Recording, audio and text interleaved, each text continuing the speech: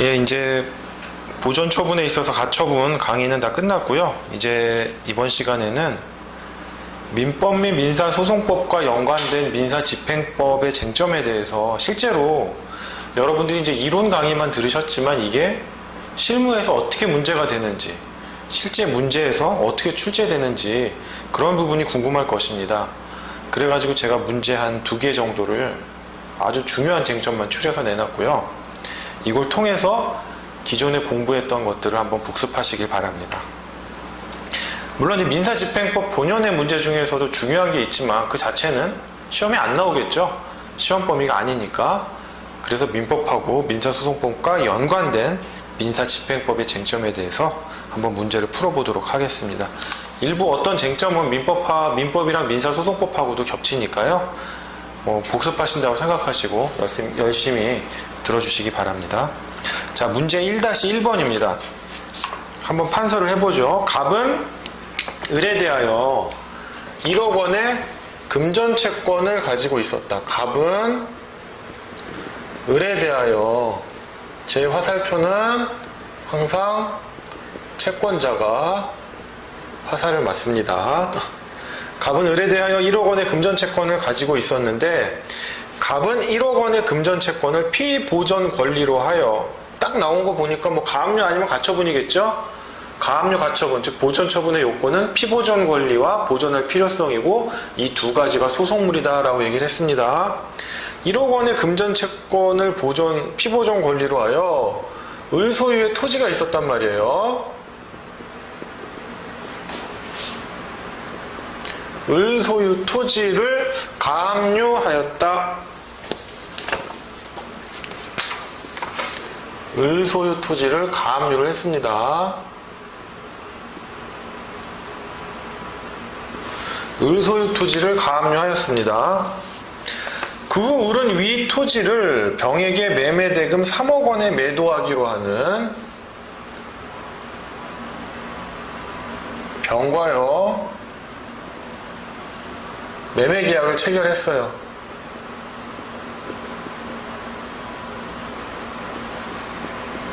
자, 얘가 매도인이 되겠죠? 땅을 팔았으니까.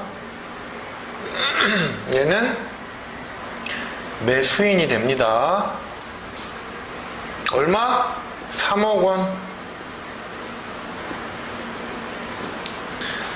3억 원에 매도하기로 하는 매매계약을 체결하였는데 매매계약 체결 당시 을과 병은 매매대금 중 2억 원은 병이 을에 대하여 가지고 있는 대여금 채권으로 매매대금의 일부 지급에 가름하기로 하고, 자, 토지는 이렇게 가고요.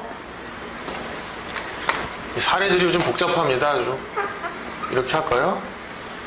토지는 이렇게 가고 대금은 이렇게 오는 거겠죠?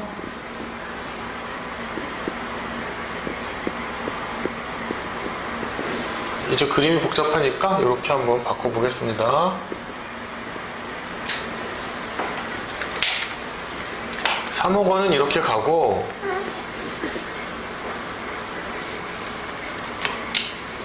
토지는 이렇게 갈 거예요. 토지는 이 토지 말하는 거죠. 을소유 토지. 자, 얘는 이제 매수인이 되고요.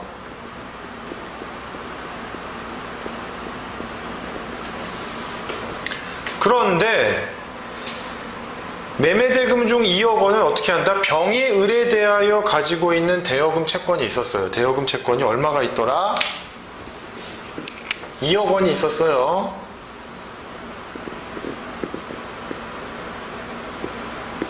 (2억이) 있죠.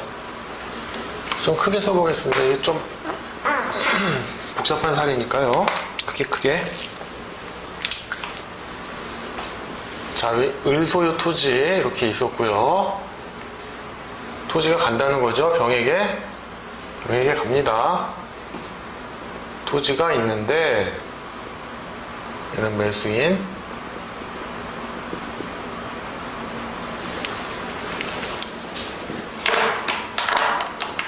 어떻게 된다? 병이 을에 대하여 2억 원을 갖고 있었어요. 상기하면 되죠? 상기하니까 얼마만 주면 돼요? 1억 원만 주면 되더라. 오케이? 지급에 가름하기로 하고, 자, 지급을 위하여랑 지급을 가름하기로라, 지급에 가름한다는 거랑은 다른 말이죠. 지급에 가름한다는 건 변제에 가름하여, 즉 채권 채무 관계가 소멸하고 새로운 채무를 부담하는 건데, 변제를 위하여 라고 하는 것은 담보한다는 말이죠. 그 채무가 존속한다는 말입니다. 자, 그래가지고 이제 1억 원만 변제를 하면 돼요. 근데 1억 원은 또 어떻게 하기로 했느냐? 을이 갑에 대하여 부담하고 있는 요 채무를 병이 인수하기로 한 거예요. 채무 인수를 했어요. 요 1억 원도 내가 줄게 이랬어요.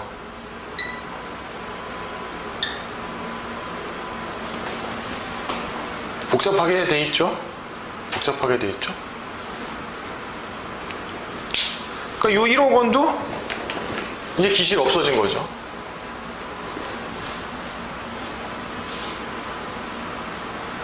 그러니까 병은 뭐예요? 기존에 받아야 될 2억 원을 3억 원에서 공제하니까 1억 원만 남았고, 그 1억 원도 을이 갑에게 부담하고 있는 저 채무를 인수하겠다라고 했던 거예요.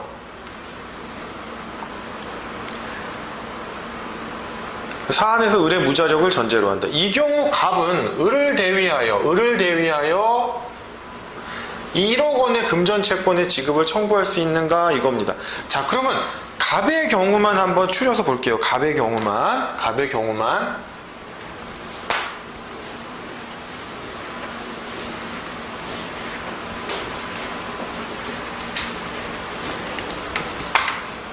갑을 기준으로 한번 볼게요. 갑은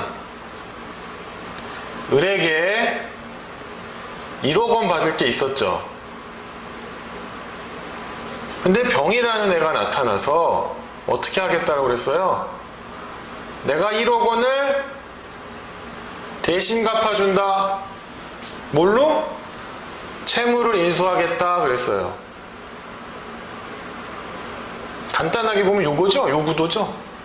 본인들 사이에서는 뭐 어떤 약정이 있겠죠. 뭐 채무 인수 계약이 있거나 인수 약정이 있거나 아니면 뭐 자기네들끼리 채권 채무를 상계했는데 남아가지고 그걸 병이 인수할 수도 있는 거고, 자기네들 사이에서는 뭔가 약정이 있을 겁니다. 자, 얘를 채무자고요.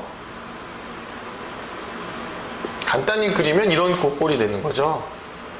채권자, 얘는 인수인이 되는 겁니다. 인수인. 채무를 인수했으니까. 오케이? 그림 나오죠? 그럼 문제는 갑은 을한테 청구할 수 있어요. 1억 원 달라고. 근데 병에게 청구할 수도 있냐 이거예요. 병하고는 직접적인 계약 관계가 없잖아요. 그럼 어떻게 해? 이 을을 대위하여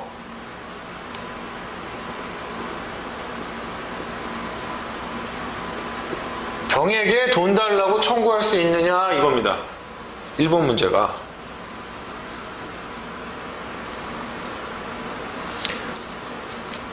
정답은 대위 행사할 수 있다 이겁니다.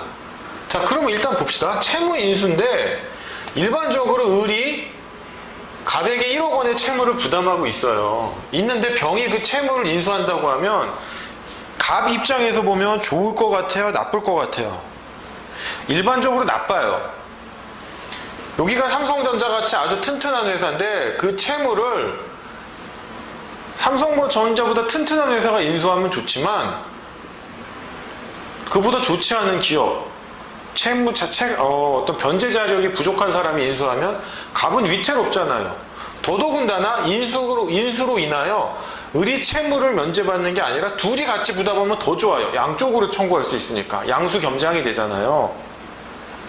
그래서 이러한 채무 인수를 하려면 당연히 채권자의 동의가 필요해요.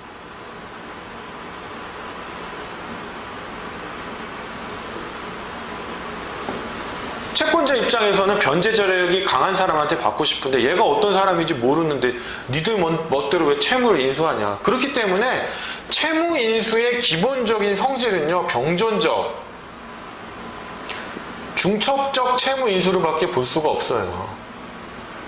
특별히 약정이 없으면. 너희 둘 다 부담해라. 그게 공평한 거 아니냐. 갑 입장에선 제일 해피하죠. 그 다음에 흔히 말해서 이제 을은 빠져나가고 병만 부담하는 거를 면책적 채무 인수라고 하는데, 이거는 갑의 입장에서는 매우 불리해요. 그러니까 특별히 약정이 있거나 채권자 갑의 동의를 받아야 합니다. 면책적 채무 인수는. 그럼 대법원은 이러한 경우를 병존적 채무 인수로 보느냐 면책적 채무 인수로 보느냐라고 했을 때 사실 이걸 대부분 이행 인수라고 보고 있어요. 전혀 다른.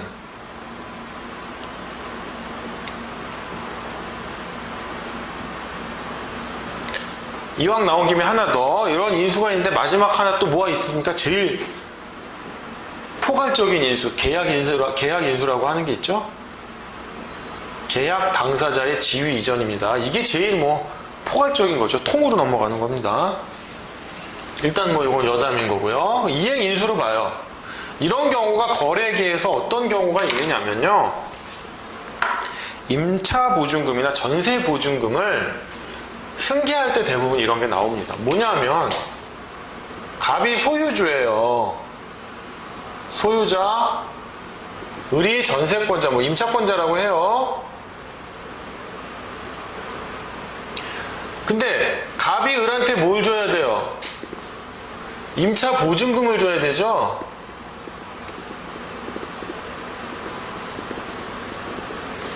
임차 보증금을 줘야 되죠? 임차 보증금 1억을 준다고 해요. 그런데 이제 갑자기 저 건물을 사고 싶은 새로운 매수인이 나타났어요. 매수인이 나타났는데 이 매매 가격이, 이 건물의 매매 가격이 3억이다라고 해요. 3억이다라고 하면 방법이 두 개가 있어요. 병은 3억을 내고 저 건물을 다 사요. 그럼 요 임차 보증금 반환 채무는 그냥 갑의 채무로 남아라. 니들끼리 알아서 해라. 나는 모르겠다. 이런 게 있어요. 그런 방법이 하나가 있고, 두 번째 방법, 이게 제일 많이 쓰죠. 3억에서 1억을 빼서요, 실제로 얼마? 2억만 줘요. 2억만. 나머지 1억은 내가 줄게 이래요. 내가 여기다 줄게. 너는 채무 없어. 내가 대신 줄게. 어차피 병은 3억 나가고 얘도 어차피 1억 못 받지만 이 채무를 면제받잖아요. 어차피 1억 받아봤자 갑한테 줘야 되는 거니까 이렇게 가지 말고 그냥 이렇게 바로 가고 대신 나 요거 없애줘. 요거예요. 요게 바로 채무의 인수인 거죠. 갑의 채무를, 임차보증금 반환 채무를 병이 인수한 건데, 이거를 대법원은 병존적, 면책적 채무 인수를 안 보고 이행 인수로 봐요. 이행 인수라고 하는 거는 좀 독특한 개념이에요.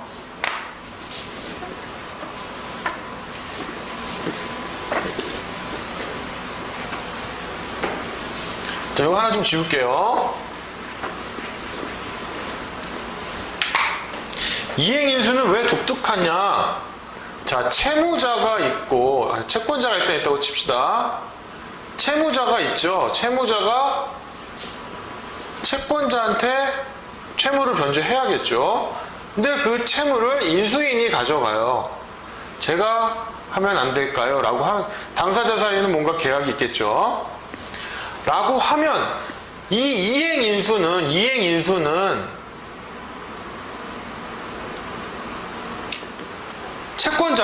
채권자가 인수인한테 청구를 못해요. 왜냐하면 얘네들끼리 계약이니까 자기는 간섭을 못해요. 돈 줘 이런 얘기를 못해요. 그 대신 채무자는 이런 주장을 할 수 있어요. 너 왜 빨리 안 갚어? 돈 좀 갚어. 나 말고 채권자한테. 이건 가능해요. 이렇게 하는 건 가능해요. 그런데 이거는 안 된다는 거예요. 이행인수에서는 안 된다는 거예요. 그러니까 채권자 입장에서는 답답하죠. 나 인수인한테 좀 직접 얘기하고 싶은데.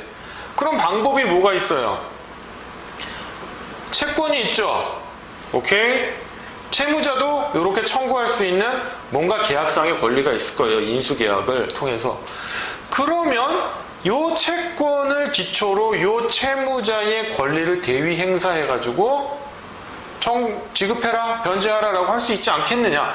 이게 테마인 겁니다. 테마. 그러면 이 문제를 풀려면요, 이게 필요한 거예요.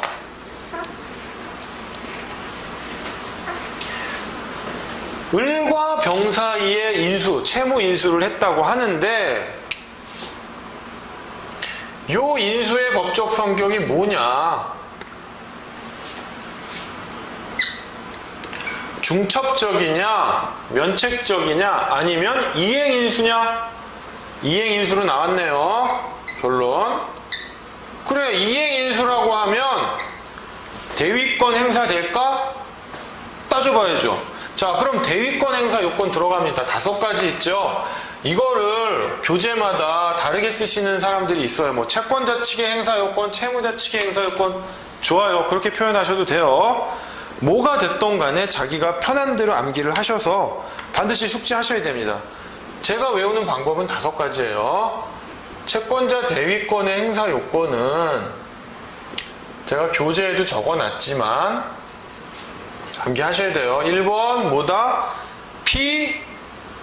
피보전 채권의 존재.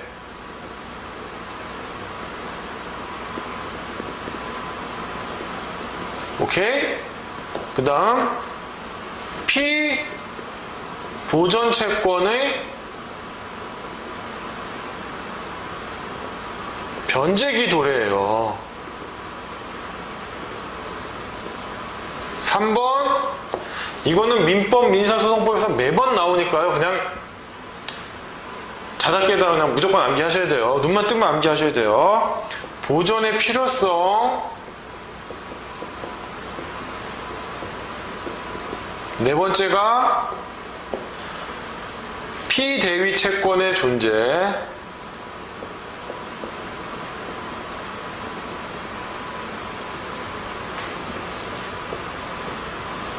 5번째가 채무자의 권리 불행사입니다. 그러면 아까 저게 이행인수 약정을 통한 거라고 했으니까 갑이 대위하여 요걸 행사할 수 있느냐 이거거든요. 이렇게 청구할 수 있느냐? 그럼 뭐가 문제가 될까요?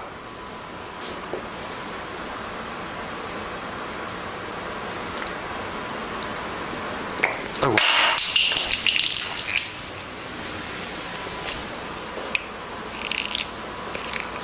이 피대위 채권의 존부에서 걸리는 거예요. 자, 또 이해 안 되시는 분들 있죠? 전 피대위랑 피보전이 참 헷갈려요. 자, 피보전 채권은 뭐냐? 피보전 권리, 가압류 가처분에서 피보전 권리 생각하시면 돼요. 내가 보존받고 싶은 게 뭐예요? 요거잖아요. 요게 피보존이에요. 피보존.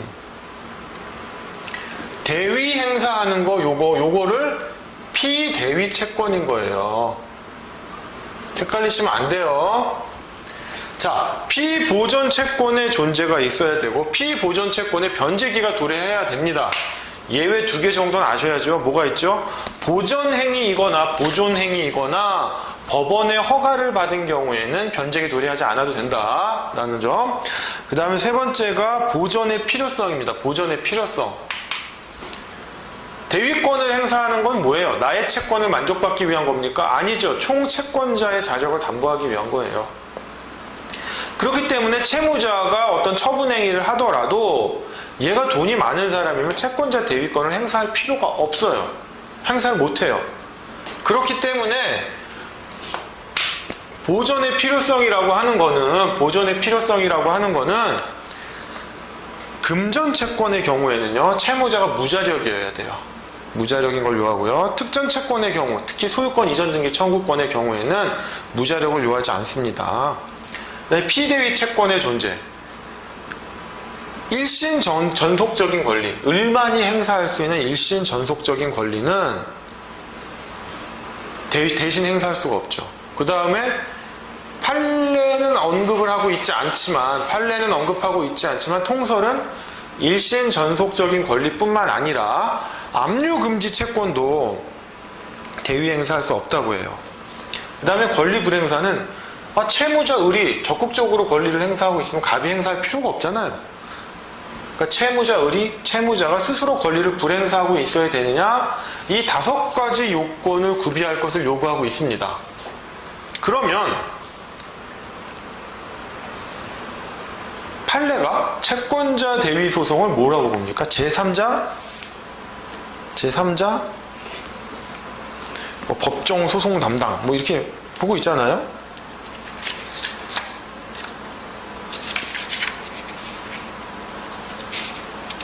기억이 안 나십니까? 하여간 어쨌든 이게 채권자 대위권의 행사 요건인데, 자 1번과 2번과 3번과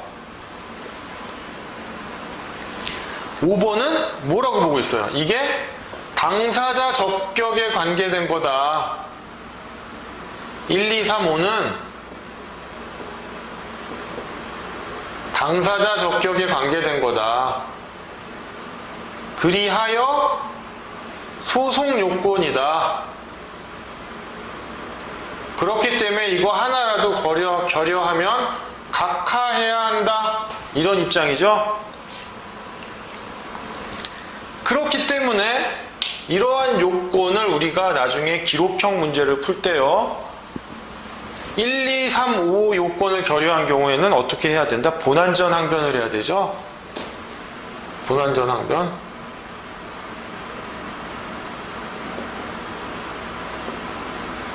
4번은 소송 요건이 아닙니다. 4번은 소송 요건이 아니고 소송물이기 때문에 이 요건을 결여하면 청구 기각 판결을 하면 돼요. 이거는 본안에서 다투는 겁니다. 자, 4가 숫자가 안 좋잖아요. 4번이 뭔가 특이하다. 그래서 제가 4번에 배치해 놨습니다.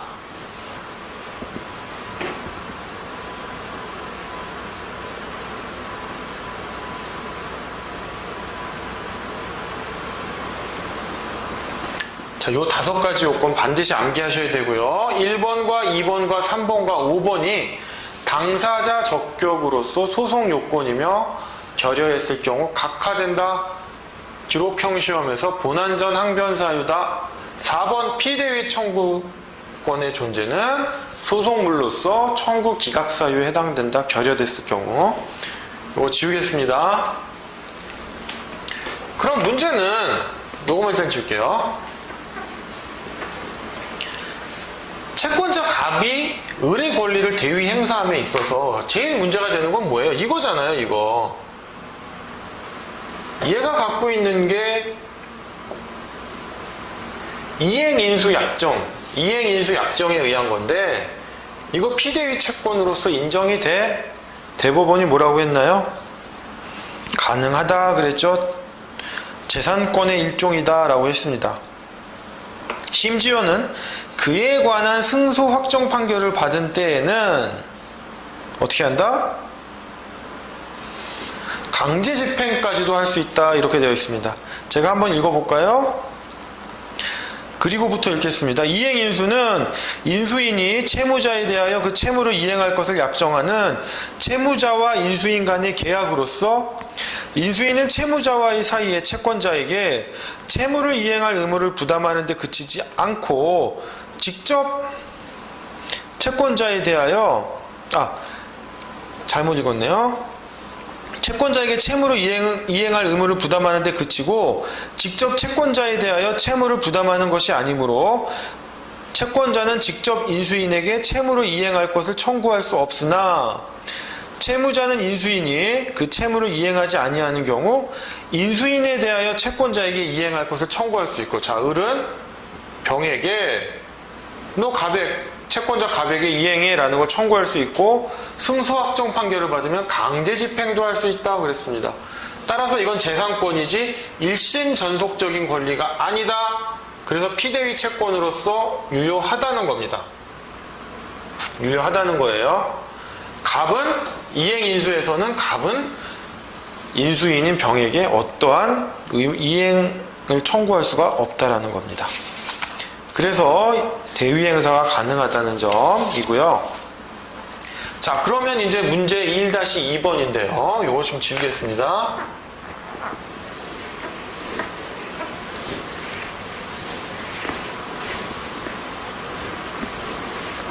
자, 1-2번은요. 1-2번은 자, 문제 1에서 을에게 다른 토지가 있었어요. 을에게 아까 문제 한번 다시 써볼까요?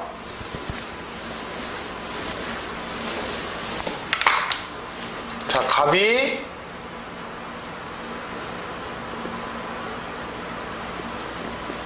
을에게 1억 원 금전 채권이 있었죠. 오케이. 그래서 어떻게 했다? 이 부동산에다가 가압류를 했다 이겁니다.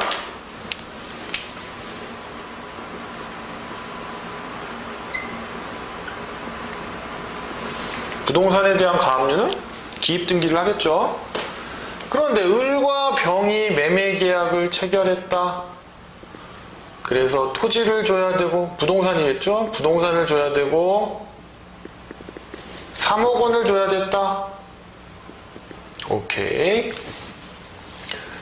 그런데 을은 뭐가 있다? 2억 원 줄 게 있더라. 상기한 거죠. 그리고 심지어 1억 원 채무도 내가 인수하겠다 이랬습니다. 그쵸? 그 화살표가 맞잖아요. 1억 상기하니까 이렇게 상기하니까 어떻게 됩니까? 1억이 되겠죠.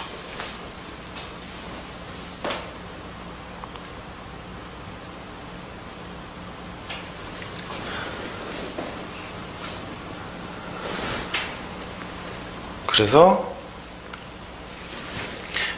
처음엔 이런 이제 그림이 나왔고요. 문제 1-2는 자, 을에게 다른 토지가 있다고 했어요. 자, 부동산 1번이었고요. 부동산 2번 다른 토지입니다. 을 소유의 다른 부동산 2번이 있는데 위 토지에 대해서 또 이제 을이 정과 매매 계약을 했어요. 부동산 줄게.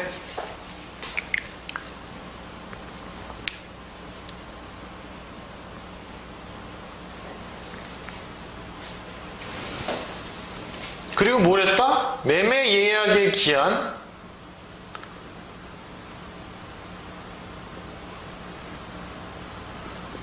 소유권 이전 등기 청구권 보존을 위한 가등기를 했단 말이에요.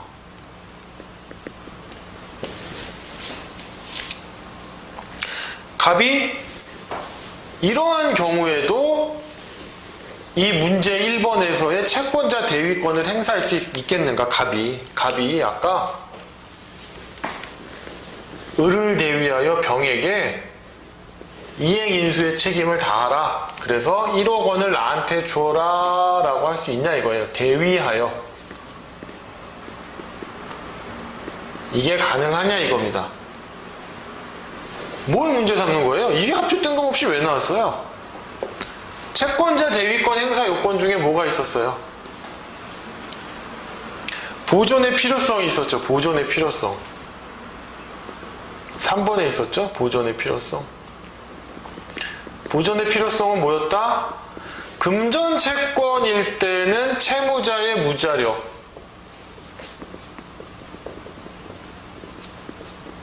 요했는데 비금전 채권일 땐 채무자의 무자력을 요하지 않았어요. 그러면 일단 갑은 뭐예요? 금전 채권이란 말이에요. 비보존 채권이 금전 채권이에요.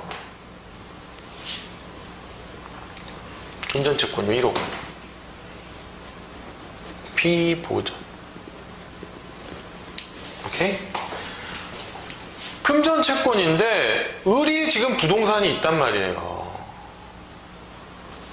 그럼 얘를 무자력으로 볼 수 있겠냐 이거예요. 헷갈리시죠? 무자력 아닌 것 같기도 하고. 그럼 이 매매예약에 기한 가등기의 성격을 아셔야 된다는 겁니다. 가등기가 일반적으로요, 두 가지 종류로 행해져요. 매매예약을 기해서 소유권 보존을 위한 가등기가 있어요. 매매예약에 따른 소유권 이전 등기 청구권 보존을 위한 가등기가 있고, 가등기 담보 등에 관한 법률에서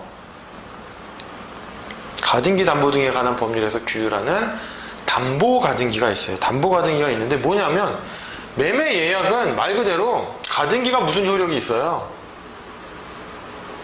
순위 보존적 효력이 있죠. 그 뒤에 본등기를 하면 그 본등기의 순위가 이 가등기 한 순위로 되잖아요. 단지 뭐 본등기의 효력이 일로 소급하는 건 아니에요. 그래서 매매 계약을 했는데 뭔가 사정이 있어서 또는 잔금 때문에 일단 가등기만 해놓고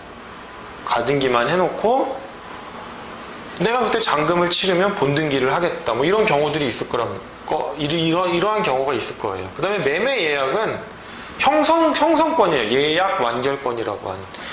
이 예약 완결권을 행사하면 바로 매매 계약이 이루어진 것처럼 해가지고 등기를 한다는 거예요. 뭐냐 하면, 을과 정이 매매 계약을 했는데 정은 돈을 다 냈어요. 그럼 을이 소유권 이전 등기를 해줘야 맞죠? 그런데 을이 어떠한 사정으로 인하여 이전 등기를 안 해줄 수가 있어요. 실무에서는 어떤 경우냐면 대부분 이거예요. 2년 보유, 3년 실거주 있죠? 이래야 양도소득세, 중과세가 배제된다 이러거든요. 그러니까 얘가 2년 이내에 팔긴 팔았어요. 정으로부터 잔금도 다 받았어요. 그래서 소유권 이전 등기를 해주려고 보니까 양도세, 중과세를 맞아야 될 것 같아요. 그래서 내가 2년 보유하는 시점에 그때 넘길게. 나 세금 좀 줄여줘. 이런 부탁을 해요. 그럼 정 입장에선 불안하죠. 나 돈 다 냈는데 얘 안 주면 어떡해.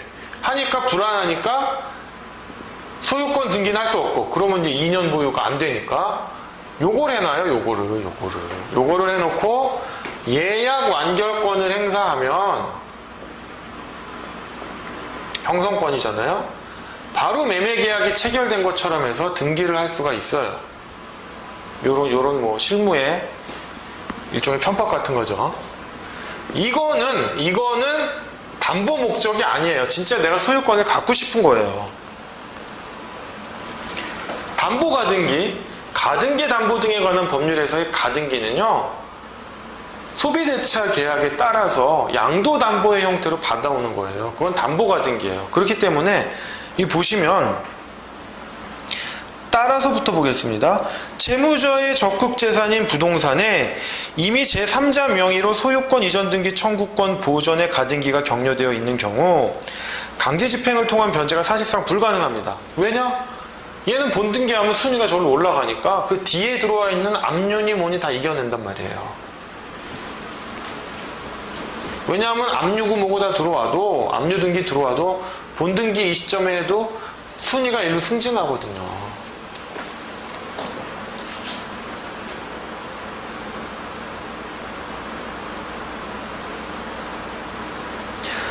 자, 그 가등기가 가등기 담보 등에 관한 법률에서 정한 담보 가등기로서 강제 집행을 통한 매각이 가능하다는 등의 특별한 사정이 없는 한 위 부동산을 실질적으로 재산적 가치가 없어 적극 재산을 산정할 때 제외하여야 한다. 자, 이 부동산이 있지만 매매 예약에 기한 가등기가 설정돼 있다면 이건 의뢰재산으로 볼 수 없다. 즉 채무자는 무자력하다 이거고, 담보 가등기다라고 한다면 담보 가등기는 뭐예요?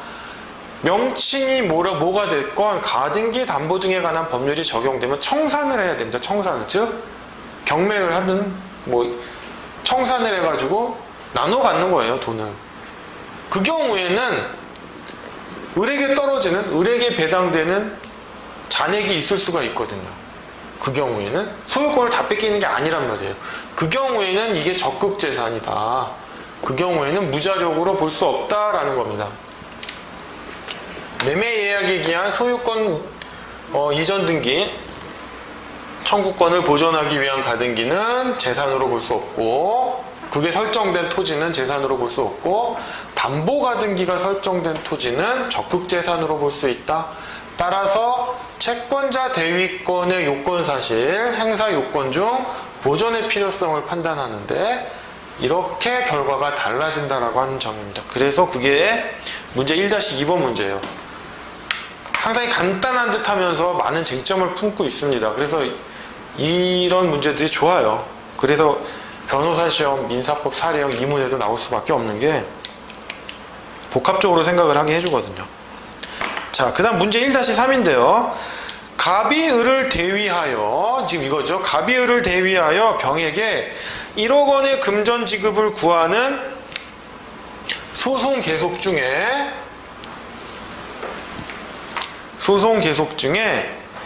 을의 다른 토지, 부동산 2가 있어요. 이거에 대해서 경매가 진행이 된 거예요. 강제집행 절차가 개시돼서 경매가 진행돼가지고 얘가 1억 원의 채권을 배당을 다 받았어요. 그러면 요 1번의 채권자 대위 소송은 적법하냐 이겁니다. 자, 이건 뭐죠? 채권자 대위권 행사의 요건 사실 중 1번이 되겠죠. 피보전 채권의 존재. 피보전 채권이 존재 안 하죠. 그러니까 당사자 요건, 즉 소송 요건이 결여되어 부적법 각하하여야 됩니다. 이거는 본안전 항변 사유예요. 여러분 이제 기록형 문제 쓸 때 본안전 항변 항상 염두에 두셔야 됩니다. 딱 문제가 나오면요, 원고가 아니라 피고의 입장에서 한번 뭐 답안을 써봐라라고 한다, 답변서를 쓰라라고 할 때 일단 보셔야 되는 게요, 얘가 당사자가 맞냐 이걸 한번 보셔야 되고요. 그 다음에 관할이 적합하냐, 그 다음에 본안전 항변을 할 수 있냐, 요거를 일단 검토한 다음에 그 다음에 본안 써주셔야 돼요. 물론 너무 앞에서 힘 빼시면 안 돼요. 앞에 살짝만 건드리시고 언급만 하시면 점수 받습니다. 뒤에 부분에서 힘 주셔야죠. 앞에 거 쓰시다가 배점 많은 데서 점수 못 받으시면 안 돼요. 자, 그 다음에 문제 2번 넘어가겠습니다. 이제 공통된 사실관계인데요.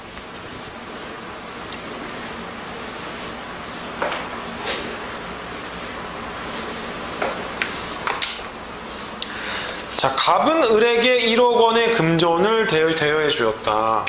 자, 이 부분. 네, 펜이 좀 진하지 않아가지고요. 조금 교체를 해보겠습니다.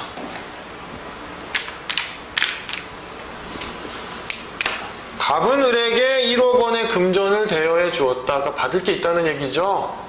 갑은 을에게 1억 원의 금전을 대여해 주었다. 그 후 을은 병으로부터 병 소유의 토지를 매수하면서 세금 문제로 인하여 소유권 이전 등기는 을이 위 토지를 전매할 때까지 보류하기로 했다. 뭘 샀대요? 토지를 샀다네요. 이전 등기는 안 했죠. 그 후 을은 갑에게 위 1억 원의 금전 채무의 지급에 가름하여 위 토지의 소유권을 이전해 주기로 약정하였다. 뭘까요? 대물변제 약정인 거죠. 대물변제 약정. 여기 뭐 매매대금 줄 게 매매대금은 뭐 줬던지 뭐 해결이 됐겠죠. 1억 원 대신 내가 이 토지 줄게 라고 했어요. 근데 토지가 을에게 일단 왔어요? 안 왔죠? 안 왔죠? 왜냐면 보류하고 있으니까 토지는 여기 계속 남아있단 말이에요. 토지는 남아있어요. 그 갑은 을에게 위 토지의 소유권 이전 등기 절차의 이행을 요구하였으나 을은 위 대물 변제 약정 이후 위 토지의 가격이 급등하였음을 이유로 그 차액을 지급하라고 요구하면서 갑의 이전 등기 요구를 거절하였다. 이런 거예요. 처음에는 을도 뭐 8천만 원 내지는 1억 원 주고 이 토지 샀겠죠. 그래서 토지를 받아서 갑에게 1억 원을 변제해야 되니까 돈은 없고, 그래서 그럼 이 토지 가져가요 이렇게 대물 변제 약정을 했는데 뭐 갑자기 부동산 붐이 불어가지고 토지값이 막 상승한 거예요. 그러니까 주기가 싫죠. 주더라도 토지가 1억 5천만 원이 됐다 그러면 야, 차액인 5천만 원 나 주고 부동산 가져가면 안 돼. 딴 마음이 생기는 거예요. 그러니까 바로바로 이전 등기 해가는 게 제일 좋아요. 근데 갑 입장에서는 뭐 들어주고 싶나요? 괘씸하죠. 그러니까 을은 토지를 갖고 있었다면, 을이 토지를 갖고 있었다면 가압류 하겠죠. 바로 가압류하고 처분금지 가처분 할 거예요. 두 개 다 해야 됩니다. 그런데 지금 토지가 을 앞으로 이전이 됐어요? 안 됐어요? 안 됐잖아요. 을이 가지고 있는 것은 뭐다? 소유권 이전 등기 청구권이잖아요. 병에 대해서.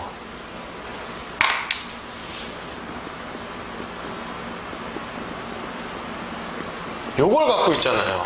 그러니까 뭐예요? 금전 채권에 기초한 강제 집행이며, 이것은 뭐다? 금전 채권에 대한 강제 집행. 엄밀히 말하면 채권 그 밖의 재산권에 해당되겠죠. 자, 이에 갑은 2012년 5월 21일 을에 대한 소유권 이전 등기 청구권을 보존하기 위해 병을 상대로 병의 주소지 관할 법원에 을을 대위하여 위 토지에 대한 처분금지 가처분을 신청하였다. 뭐냐? 갑이 병과 아무 관계가 없잖아요. 그럼 갑이 병에 대해서 처분금지 가처분 신청할 수 있어요? 없어요? 못하죠. 못하죠. 을은 할 수 있겠죠. 이 소유권 이전 등기 청구권을 피보존 권리로 해서 처분금지 가처분을 할 수 있어요. 갑은 못합니다. 다만 방법은 뭐가 있다? 을을 대위하여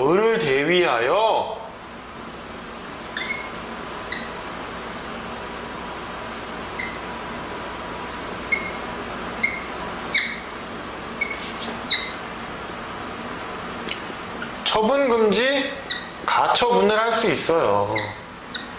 물론 채권자 대위권의 행사 요건을 구비해야 됩니다. 구비해야 될 뿐만 아니라 또 뭐 가처분으로서의 피보존 권리와 보존의 필요성까지 구비를 해야 돼요. 두 가지를 다 구비해야 됩니다.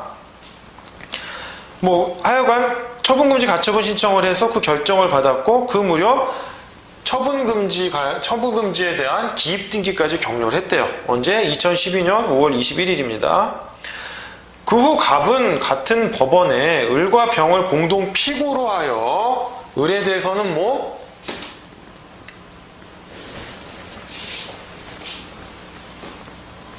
대물변제 약정을 원인으로 한 소유권 이전 등기 절차의 이행을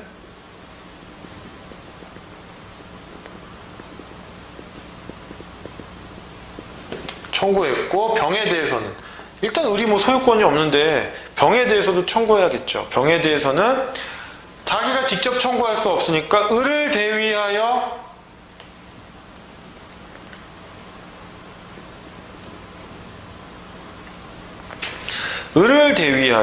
누구에게? 을에게 소유권 이전 등기 절차를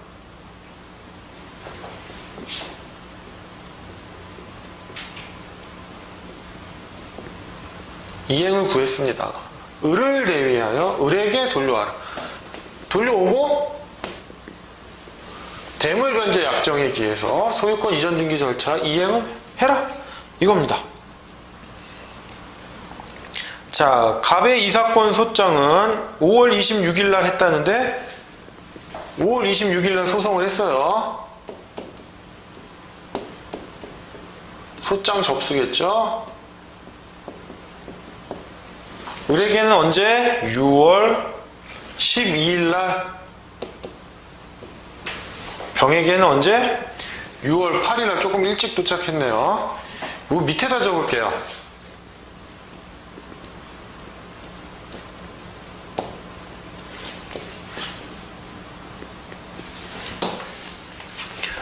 약자로 좀 적겠습니다.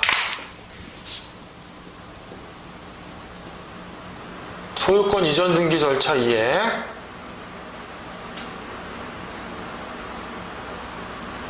(6월 8일) 날 한 거예요.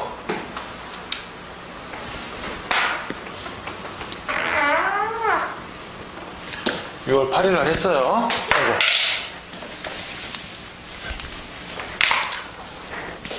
자, 이제 공통된 사실관계는 이렇고요. 그러면 문제 2-1번 보겠습니다. 을이 병을 상대로 2012년 5월 18일 병의 주소지 관할 법원에 5월 18일 날 했네요. 누가? 을이. 아까는 갑이 을병을 상대로 한 거였고요. 이번엔 을이 직접 병에게 했네요. 5월 18일 날 소송을 접수했고요. 소장 부본은 언제? 6월 10일 날 도착했다네요. 을이 자기한테 뭐 소송할 일은 없겠죠? 그럼 봐요. 소장 접수는 빨라요. 부본 송달은 느려요. 중복 소송의 제기에서 뭘 기준으로 한다? 소장 접수 시? 소장 부본 송달 시죠. 왜 그렇죠? 자, 이 부분 읽겠습니다.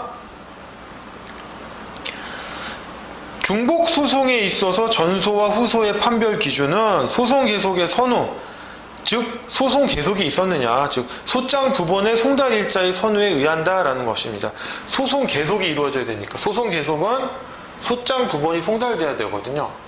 그럼 문제는 제일 중요한 건 우리가 떡하니 중복 소송 바로 나와버렸잖아요.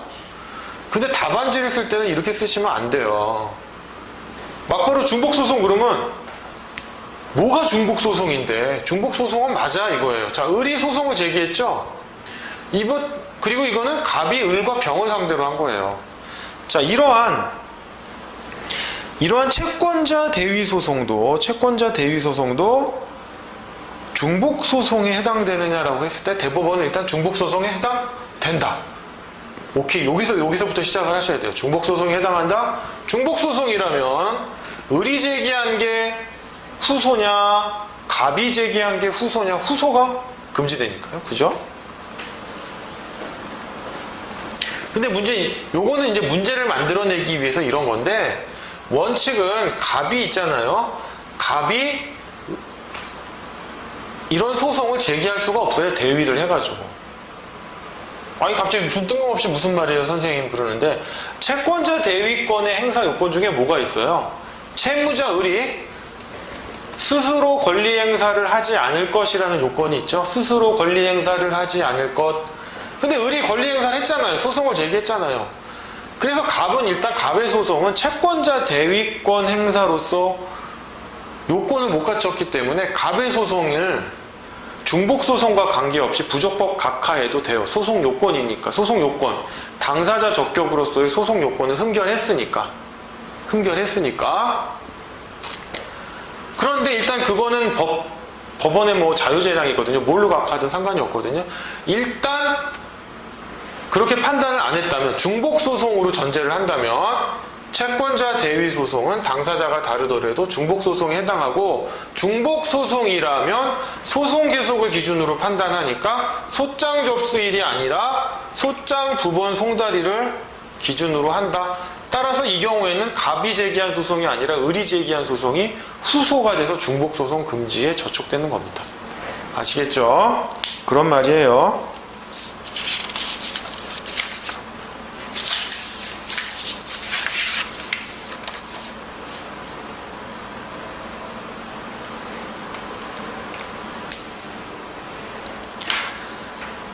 네,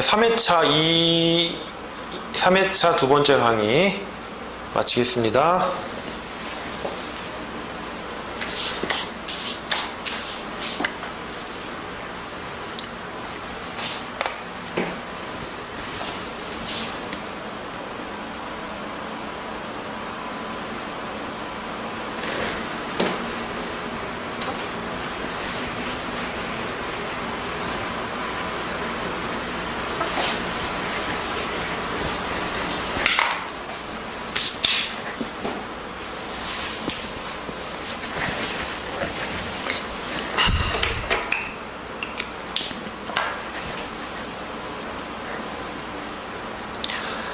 3회차 세 번째 강의 시작하겠습니다. 예, 문제 2-1번에 이어서요. 문제 2-2번인데요. 문제 2-2번은 뭐냐? 자, 을이 이제 병과 매매 계약을 맺었죠. 매매 계약을 맺었는데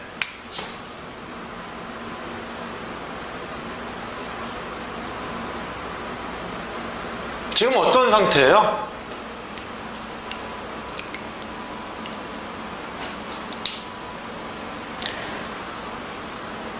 을을 대위하여 지금 갑이 이 토지에다가 처분금지 가처분을 했거든요. 처분금지 가처분을 했어요. 처분금지 가처분을 한 상태에서 을이 병과의 매매 계약을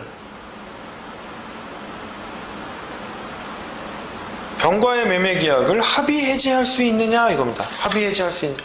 이거 제가 설명드린 거랑 조금 기억이 나시나 모르겠네요. 가압류나 가처분이 격려되어 있더라도 처분금지 효력이 있다고 그랬죠. 물론 상대적이긴 하지만 기본적인 법률 관계를 처분하는 자유까지 구속하는 것은 아니다. 그래서 만약에 기본적인 법률 관계가 매매 계약이라면 해제, 무효, 취소, 그리고 계약인수. 계약인수는 제3채무자로서의 계약인수지 제3자에 대한 계약인수가 아닙니다. 그 경우에는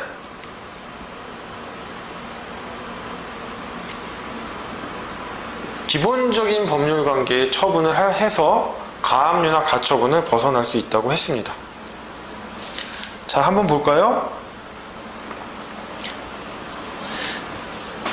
자, 민법 제405조 제2항에 의해 채권자 대위권 행사 사실을 통지받은 채무자는 그 후에 권리를 처분하여도 이로써 채권자에게 대항할 수 없다. 이러한 통지는 어떠한 경위로든 채무자가 채권자의 권리 행사 사실을 안 후에는 그 권리에 관한 처분 행위를 할 수 없다고 해석하므로 사안의 경우 소제기 사실을 통보받은 을은 병과 대위권 행사의 객체가 된 병에 대한 소유권 이전 등기 청구권을 소멸시키는 행위, 즉 합의 해제를 할 수 없고 병도 이를 이유로 갑에게 대항할 수 없다 이겁니다.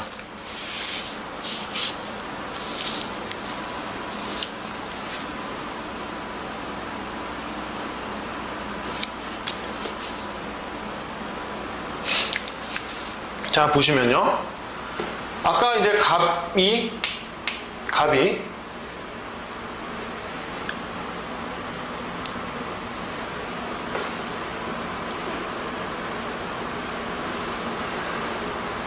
을을 상대로는 무슨 소송을 제기했죠? 을을 상대로는 대물변제 약정을 이유로 소유권 이전 등기 절차의 이행을 구하는 청구를 했고, 병에게는 뭡니까? 을을 대위하여 을과 병 사이의 매매 계약을 이유로 하는 소유권 이전 등기 절차를 또 을에게 이전하라고 했어요. 그래야 토지가 을에게 이전되고 갑에게 전전 이전될 거 아니에요? 그런데 심지어 또 갑은 을을 대위하여 을이 병에게 갖고 있는 권리가 뭐죠? 소유권 이전 등기 청구권이죠. 그 권리를 대위 행사해서 처분금지 가처분까지 했단 말이에요. 그런데 매매 계약을 합의 해지하면 어떻게 돼요? 매매 계약을 합의 해지하면 쫙 합의 해지하면 그 근거가 됐던 소유권 이전 등기 청구권도 날아가죠. 날아가니까 어떻게 됩니까? 이 처분금지 가처분도 할 수가 없어요.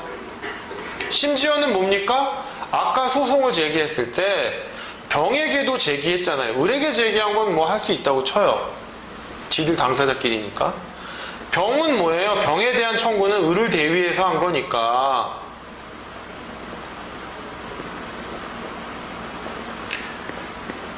매매계약 해제됐고 소유권 이전 등기 청구권이 매매계약 해제로 소멸됐으니까 대위 행사할 수 있는 권리가 없잖아요. 그러니까 이 소송도 안 된다는 거예요. 물론 이제 매매 계약이 해지될 수 있느냐 안 되느냐 여부는 아까 말씀드린 거 있죠. 기본적인 법률 관계의 처분은 마음대로 할 수 있다라고 했으니까요. 자, 그러면 갑은 병에 대한 소송을 할 수 없느냐 이 문제인데, 자, 을이 매매 계약을 해지한 시점이 언제예요? 갑이 을과 병에게 소를 제기한 이후에 소 제기 이후에 매매 계약을 해지한 거잖아요. 이 해지는 가처분의 처분금지요, 가압류의 처분금지요, 물론 상대적 효력입니다. 계속 제가 상대적 효력이라고 하죠. 그거에 반해서 안 되는 게 아니다. 또한 기본적인 법률관계의 처분은 자유롭다고 했으니까 이 해제는 가능하다. 근데 가압류나 가처분 때문이 아니라 뭐 때문에 못한다? 민법 제405조 2항.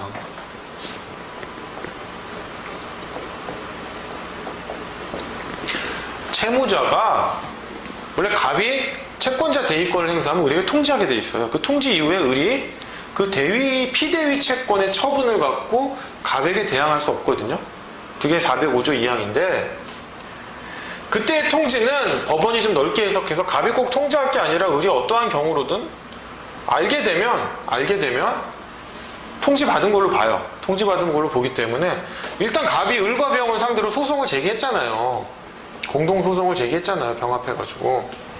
그러니까 얘는 안 거예요. 아, 채권자 대위를 행사했네. 그러니까 민법 제405조 2항 때문에 이게 안 되는 거예요. 아시겠어요? 처분금지 가처분이나 가압류 등에도 불구하고 기본적인 법률관계는, 즉 매매계약은 해제, 무효, 취소, 계약인수. 계약인수는 제3채무자에 대한 계약인수만 한정되죠. 기본적인 법률관계를 처분할 수 있는데 떡하니 나는 벗어났다고 생각했는데 민법 제405조 2항이 나를 가로막죠. 해제 못해 라고 하는 거예요.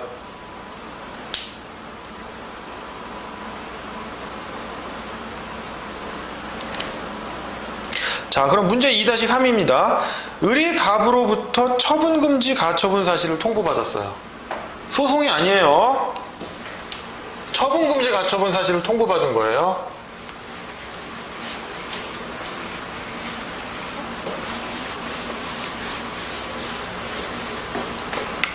다시 한번 그림을 그려볼게요. 갑이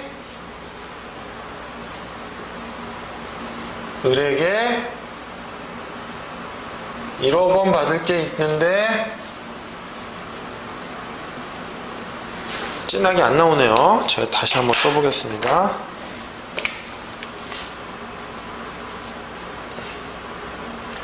갑이 을에게 1억 원 받을 게 있고 병에게는 토지를 받을 게 있었단 말이에요. 여기는 소유권 이전 등기 청구권이었겠죠. 그래서 이 토지를 받아서 대물변제 약정을 했기 때문에 엄밀히 말하면 얘도 소유권 이전 등기 청구권이겠죠.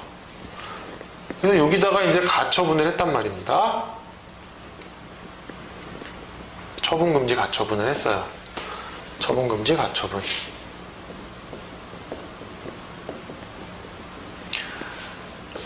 자, 이제 갑이 처분금지 가처분한 사실은 을에게 통지를 했어요.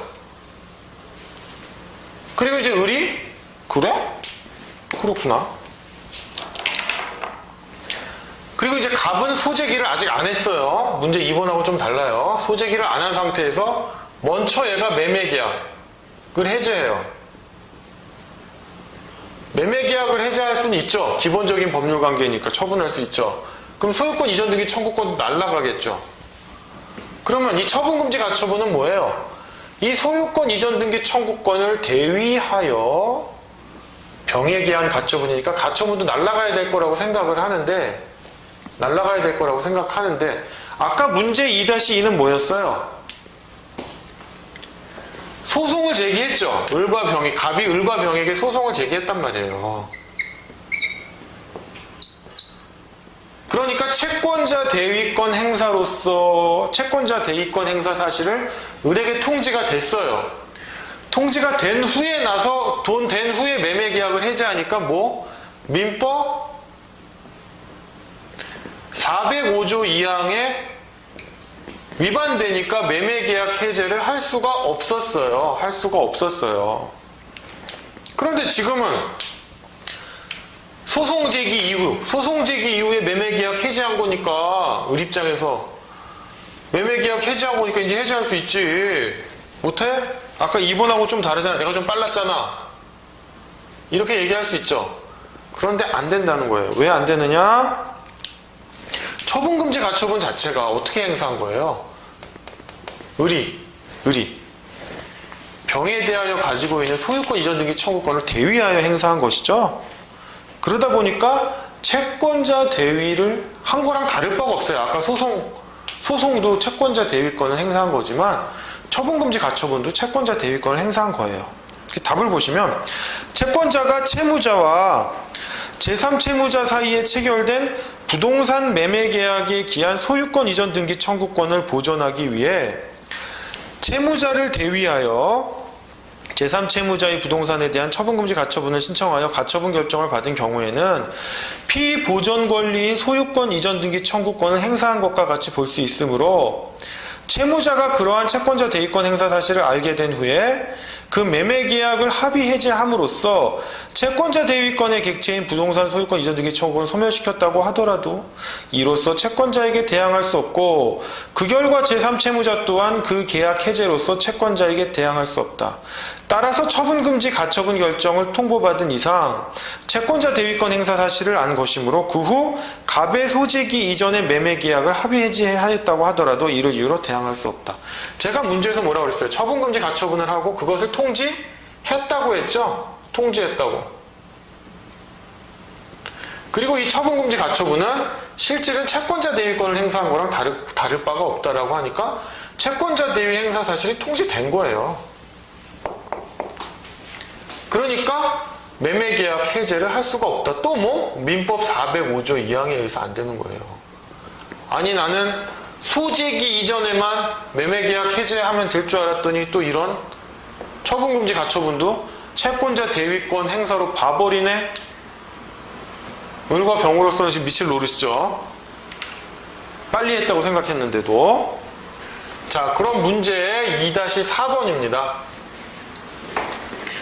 어려운 듯 하면서도 자세히 공부하시면 별로 어렵지 않고 재밌어요. 아, 이런 식으로 돌아가고 있구나, 문제들이.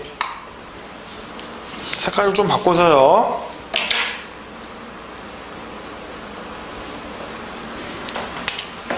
자, 그대로 한번 또 써보겠습니다. 갑이 을에게 1억 원이 있어요. 그래서 병에게 토지를 매수했는데 토지는 요 얘한테 있죠.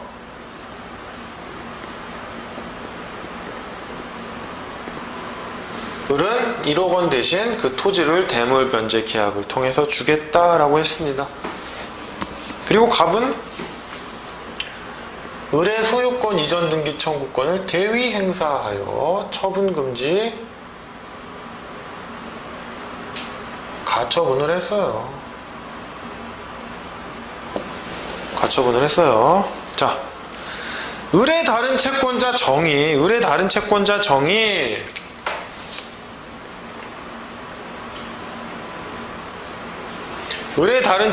정의, 을의 병에 대한 요 소유권 이전 등기 청구권을 어떻게 했다? 가압류했어요. 야, 이제 막 가처분하고 가압류가 짬뽕 됩니다. 뭐 잘 보이시나 모르겠네요.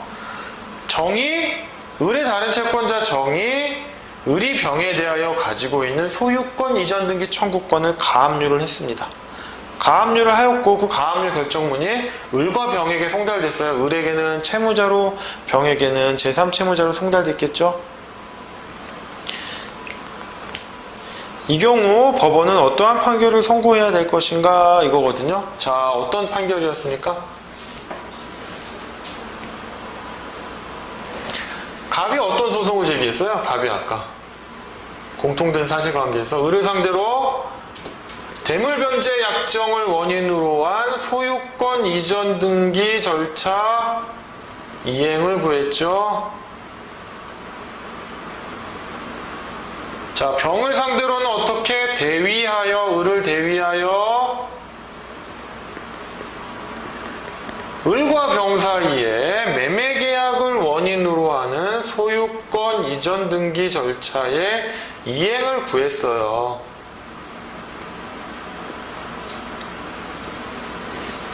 오케이? 근데 만약에 갑의 요구가 다 타당하다고 해요. 다 정당하다. 그래서 판결을 내려주려고 해요. 오케이. 자, 병은 을에게 이전하고 을은 갑에게 이전해라. 뭐 이런 판결이 나오겠죠. 나오는데 떡하니 가압류가 걸려있단 말이에요. 이거 어떻게 해야 되느냐. 요 사례를 그냥 간단하게 분석을 해줄게요. 어떻게 분석을 해드리냐면 이렇게 보시면 돼요. 갑이요. 요 갑하고 좀 아예 그냥 대상을 다르게 하겠습니다. A가 B한테 소유권 이전 등기 청구권을 행사해요. 뭐 매매를 통했던 뭘 했던 자긴 잔금 다 지급했으니까 토지 넘겨라 그래요. 근데 B의 다른 채권자 C가 가압류를 해요. 죄송합니다. B의 다른 채권자가 아니고 A의 다른 채권자겠죠. A의 다른 채권자 C가 여기다 가압류를 떡 해버려요. 가압류 명령은 어떻게 나오는지 아세요? B에게 A에게 지급하지 말아라 라는 지급금지어로 나오거든요.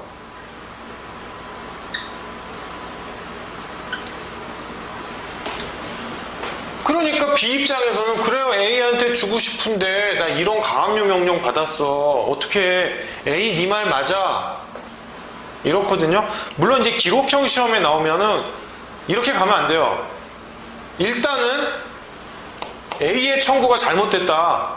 청구 기각을 해야 된다. 이렇게 가셔야 돼요. 그리고 설령 100번을 양보하여 A의 청구가 맞다고 하더라도 C의 가압류가 걸려있는 이상 나는 바로는 못 준다. 이렇게 나와야지 이게 정답은 아니라는 겁니다. 기록형 시험에서 다 봤을 때는. 근데 이 사안은 지금 뭐냐면 우리가 지금 풀고 있는 문제 2-4는 일단 A의 청구가 정당하다고 본 거예요. 정당하다고 봤을 때 그럼 B가 A한테 주는 게 맞죠. 주고 싶은데 항변을 하는 거예요. 가압류가 걸려있다. 어떡하느냐. 이때 법원은 A의 청구를 인용하는 판결을 해요. 근데 그냥 인용 안 하고요. 해제 조건부 인용 판결을 해요. 해제를 조건으로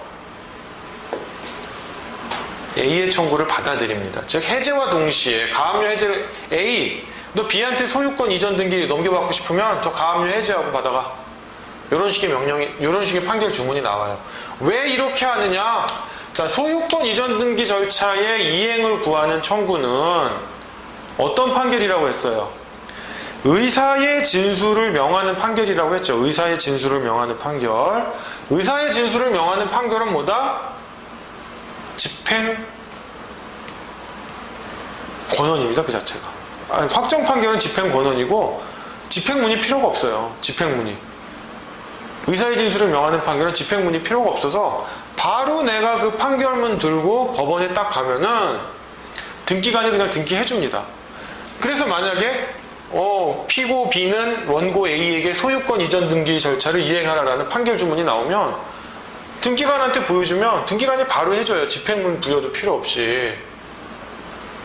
그럼 C는 졸지에 자기 가압류가 날아간 거잖아요. 그래서 이런 식의 판결을 해주는 겁니다. 해제 조건부 인용 판결을 해주는 겁니다. 그래서 요 사례를 이제 저희 쪽에 응용을 해서 보면